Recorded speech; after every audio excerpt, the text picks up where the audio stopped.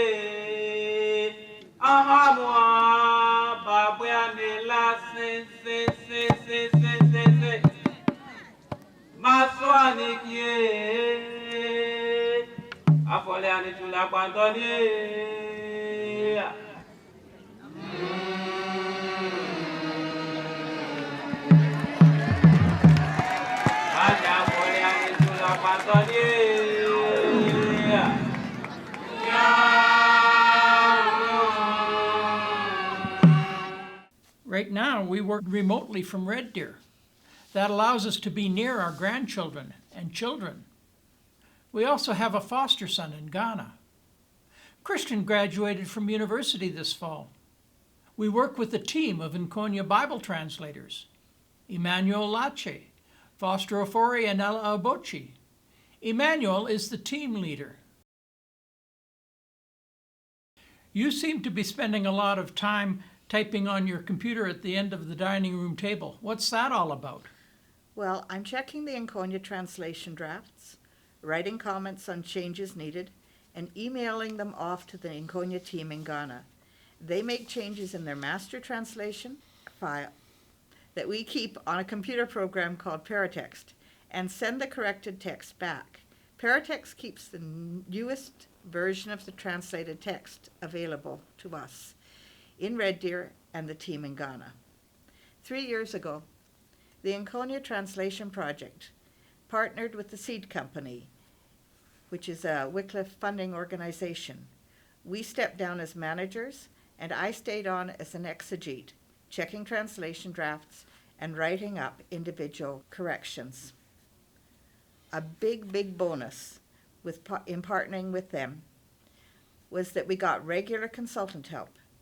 Every book you translate has to be signed off by a consultant before you can print it. We had a big stack of Old Testament books built up, waiting for the consultant checking. In the last 3 years, the team checked all the books from Genesis through 2 Kings, as well as Daniel, Esther, and Jonah. That means we now have 13,000 of the 23,000 verses in the Old Testament checked. Genesis and Exodus have been printed as independent books. So what's next? The consultant working with the Nkonya team, Dr. DePila, would like them to finish the rest of the Old Testament books, the remaining 10,000 verses, in the next 3 years. I gulped when I heard that.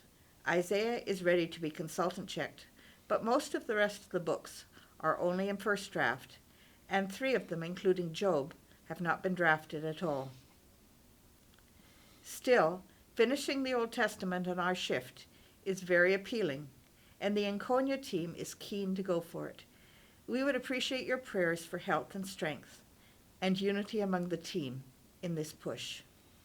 What about you? You seem to be spending a lot of time in the den on Skype calls about something called Webinary. What's that about? Webinary is all about dictionaries. Dictionaries are an essential translation tool. Webinary is a website for dictionaries that translation projects around the world have produced. I'm working with a team to put dictionaries online. Here's an example.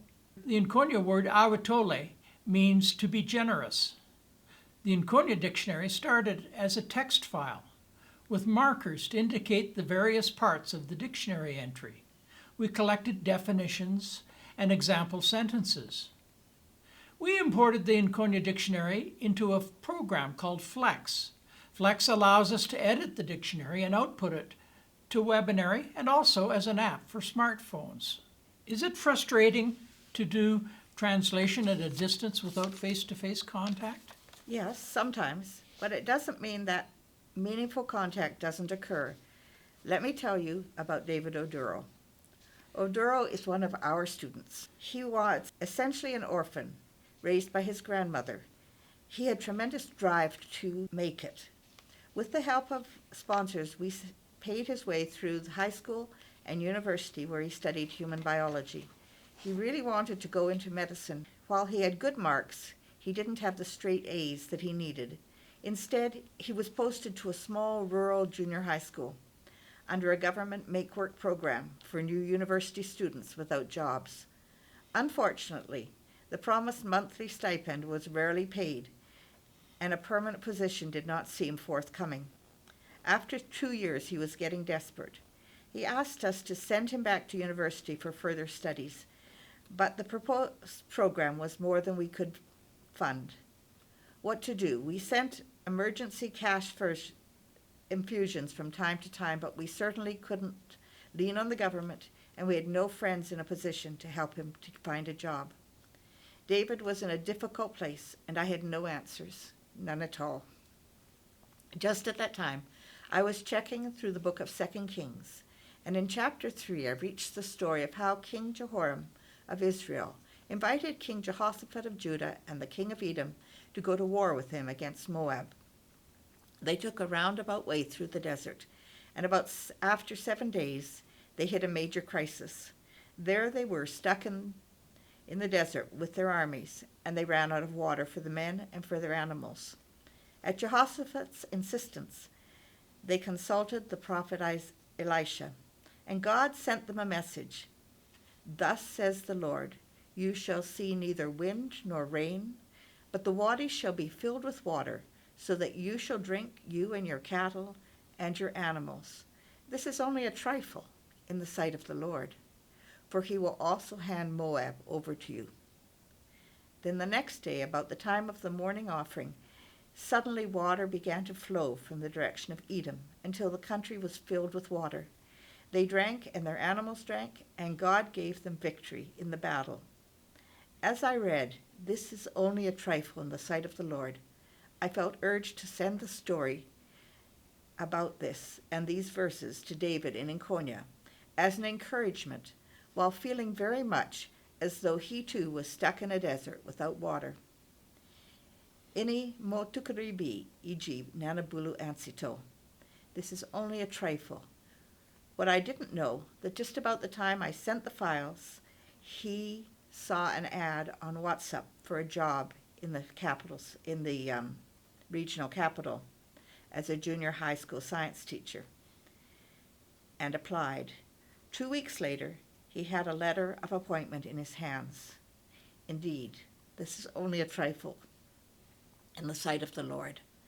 I share this with you because I don't know what the current impossibility is in your life. We have, though, a very big God.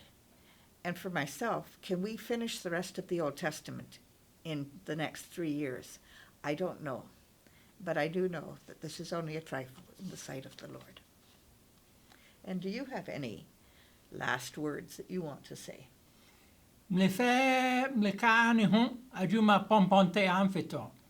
You all, you have helped us in this great work.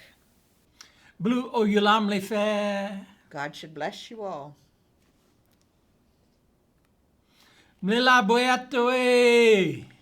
Thank you very much. And you gave me the last word after all.